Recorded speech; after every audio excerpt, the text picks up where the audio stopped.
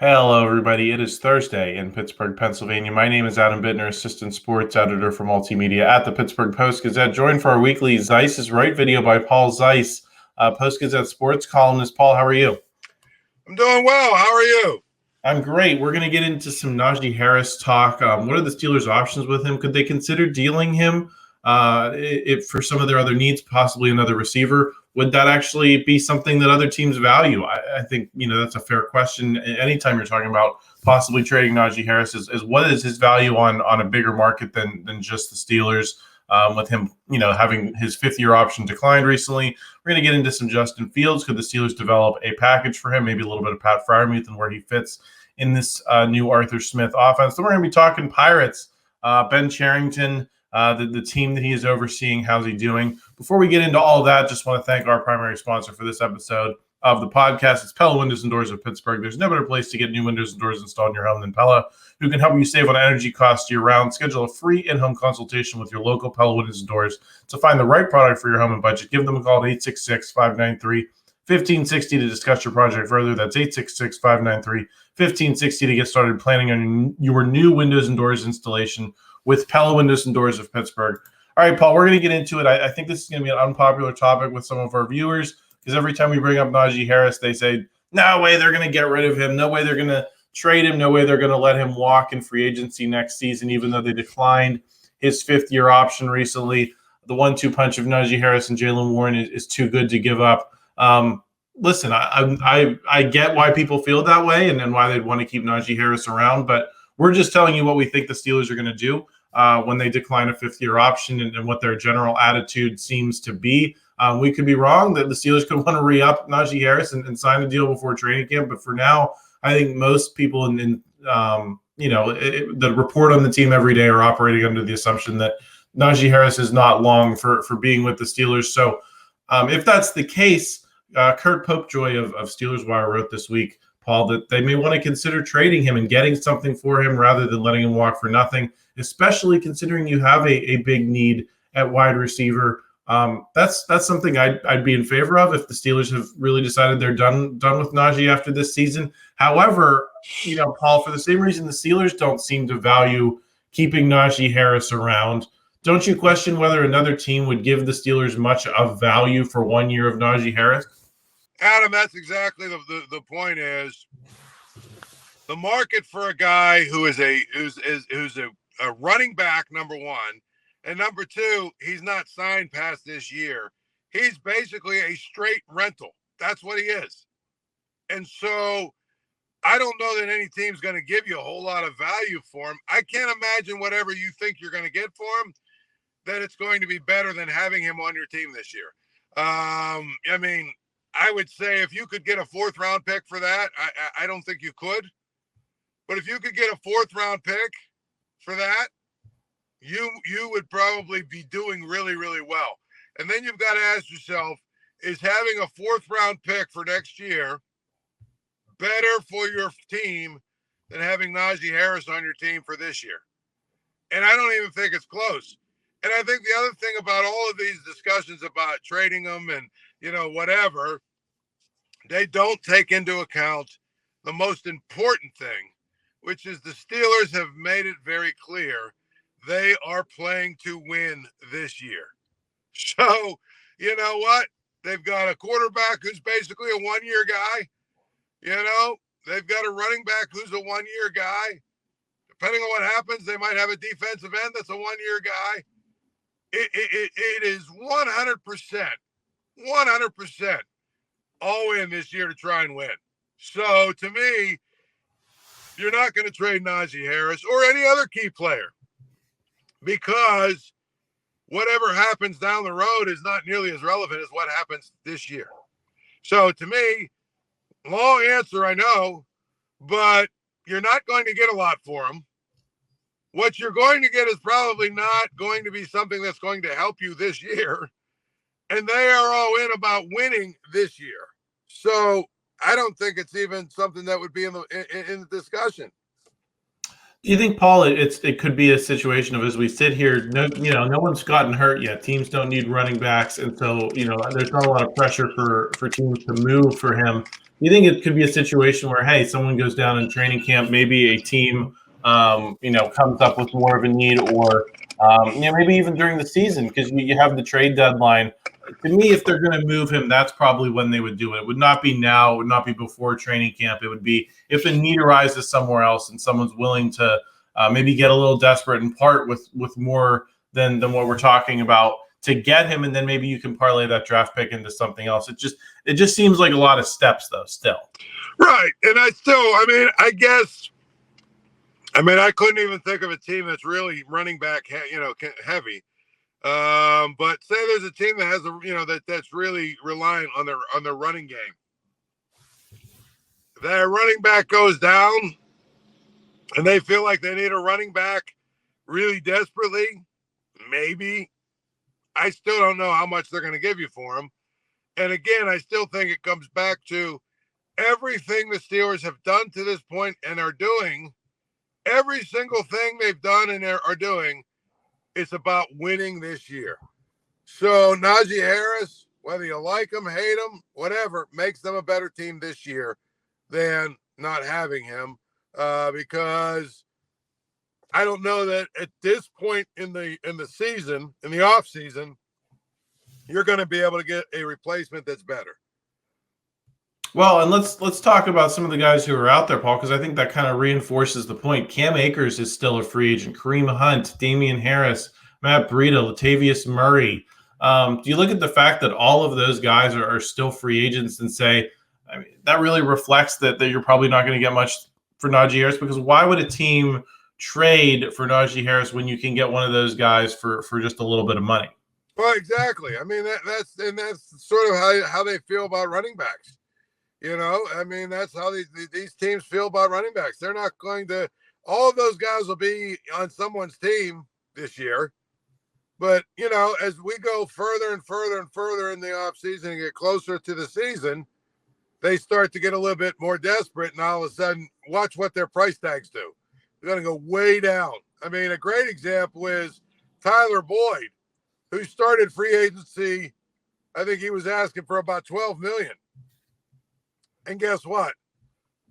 When it became very clear that, the market was starting to dry up, what did he sign for? $4 million, I think, right? Or $3 or $4 million, I think it was, right?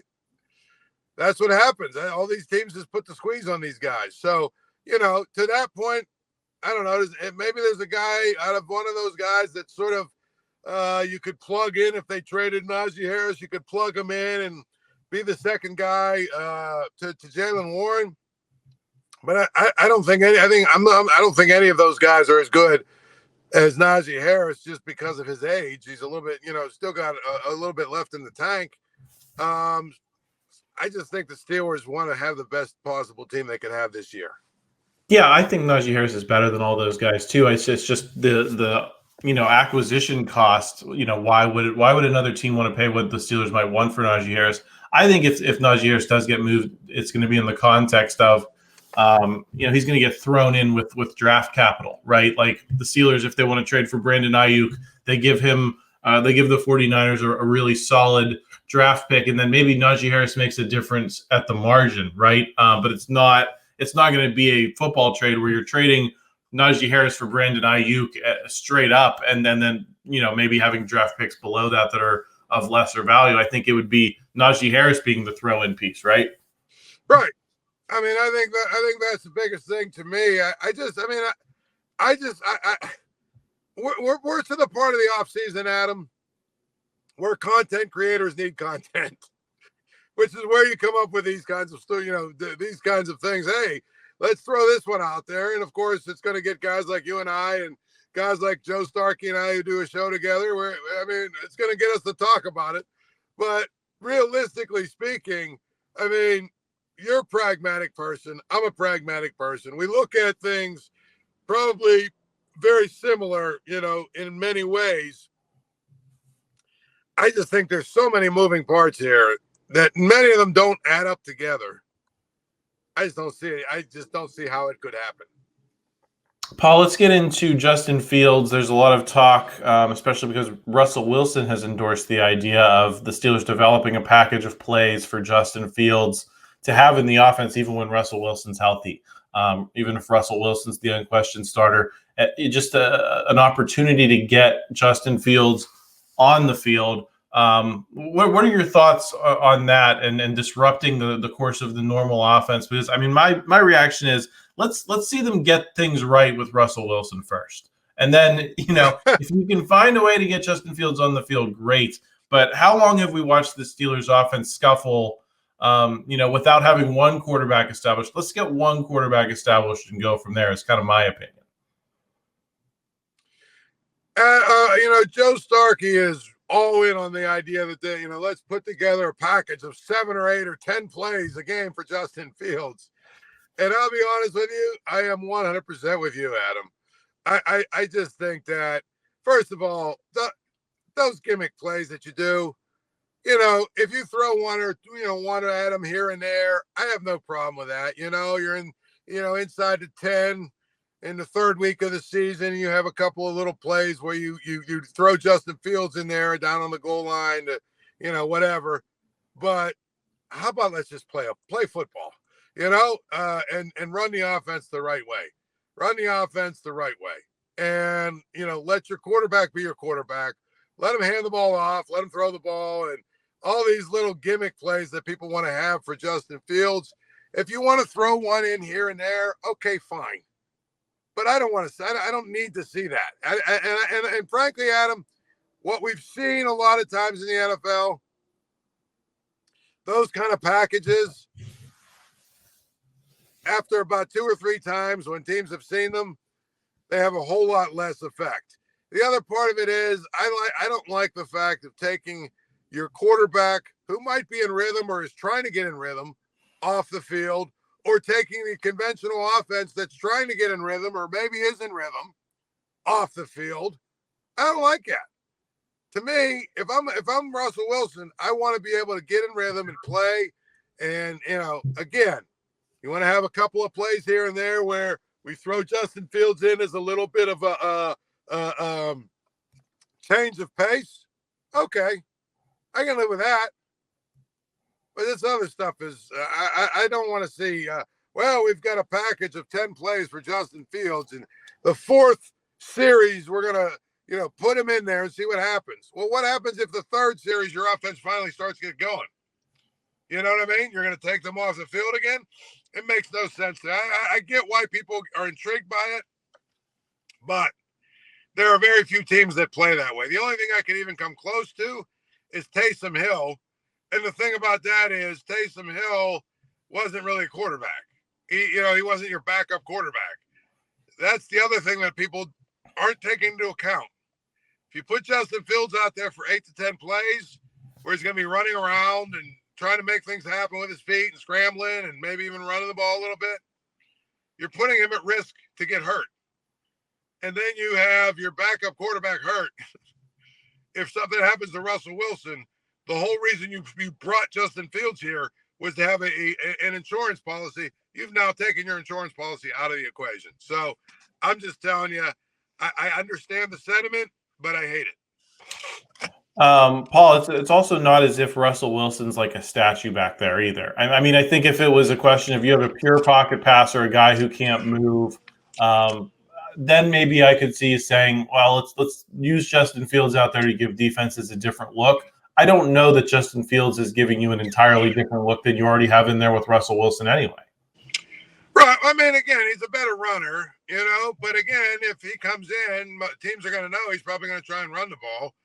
After about 3 or 4 times of seeing the formations, they'll know when he's going to try and run it, when he's probably going to try and throw it. Then all of a sudden, those plays go out the window.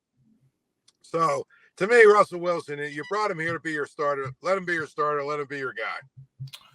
Are you buying there's a lot of talk about Pat Freiermuth this week. Can he be, one of the elite tight ends in the league in this Arthur Smith offense? To which I say, I mean, Kyle Pitts was not exactly lighting things up in Atlanta. Famously, if you're a fantasy football fan, you were probably frustrated with Kyle Pitts' production, that he was not, in that Travis Kelce, George Kittle mold of production.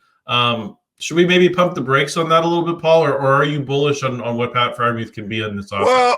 Well, for tomorrow in the Post-Gazette on Friday, I'm writing a column exactly about that, about the tight ends.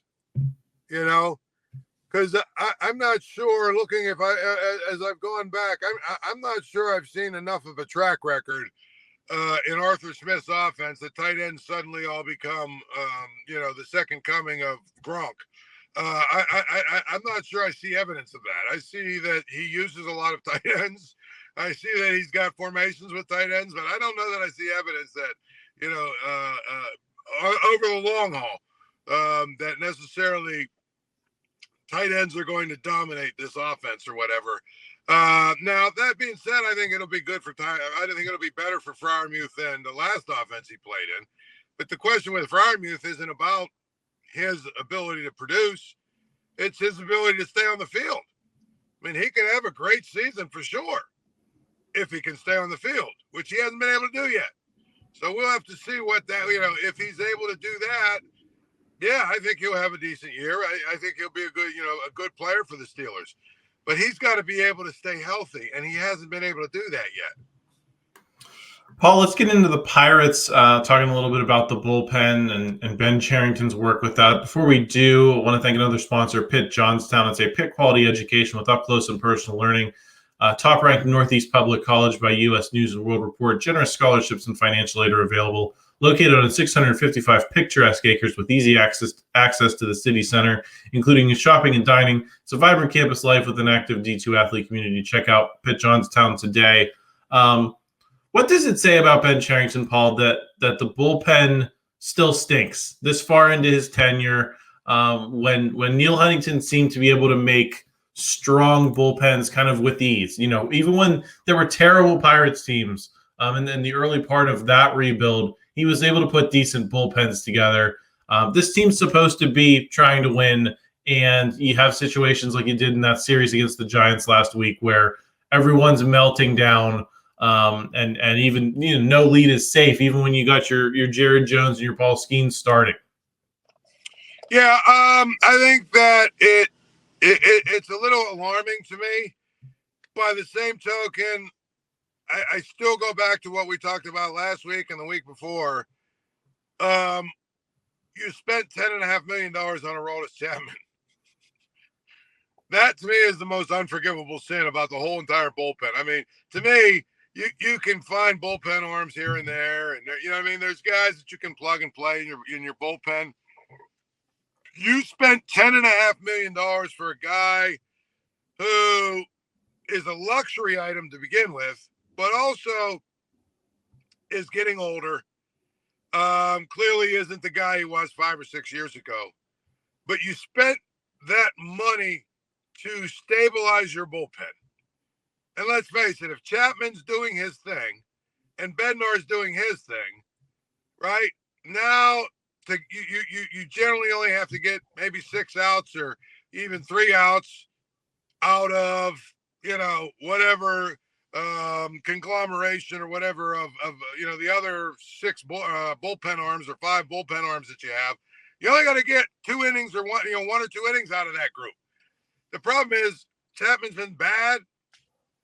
He's been somebody who has blown leads. He's been somebody that's caused Derek Shelton to have to take him out of the game and therefore use other arms. I mean, that to me is the biggest sin. And I'm going to tell you this much right now, Adam. If Chapman doesn't get better, okay? If Chapman continues to be the guy that, he's lights out today. The next time he goes up to the mound, he blows up like the Bills in a Super Bowl. To use Joe Starkey's phrase, he blows up like the Bills in a Super Bowl. If he continues to do that, where he's not effective, and he walks too many guys and he gives up leads or he puts leads in jeopardy, he does that. I'll be honest with you, and they miss the playoffs. That's a fireable offense in my mind, signing him to that deal, because you're a team that can't afford to pay. You're a team that can't afford mistakes that cost $10.5 million. You just can't. Well, yeah, I think you start there, Paul. I think you look at the rest of the bullpen and you look around this entire team.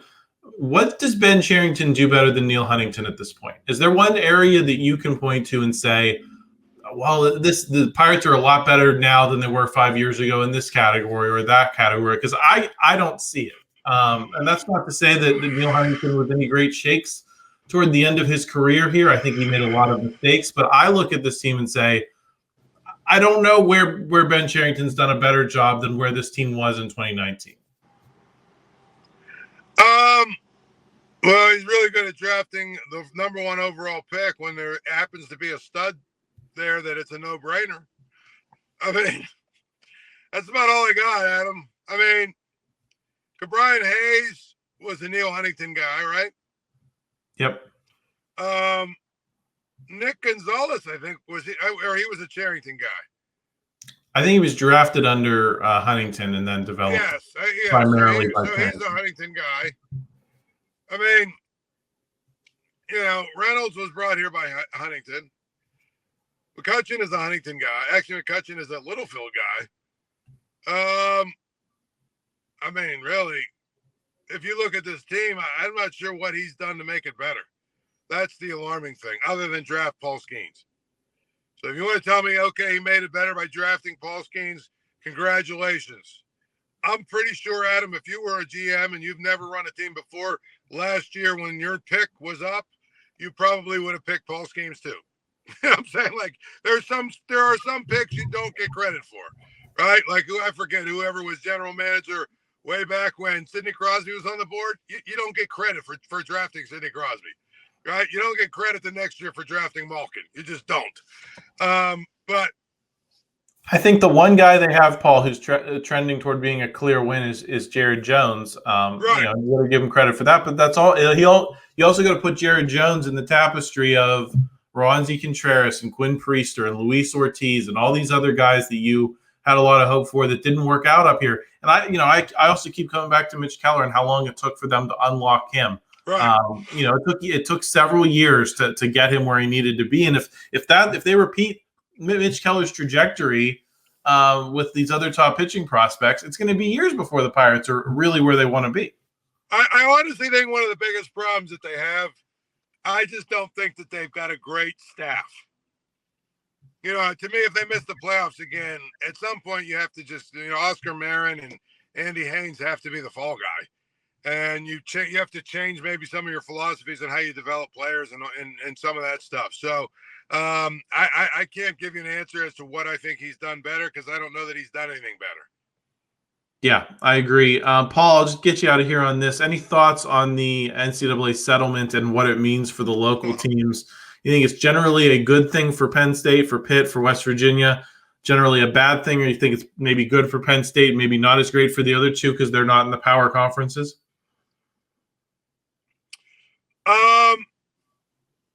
I'd say I think it's not great for anybody, except for the athletes.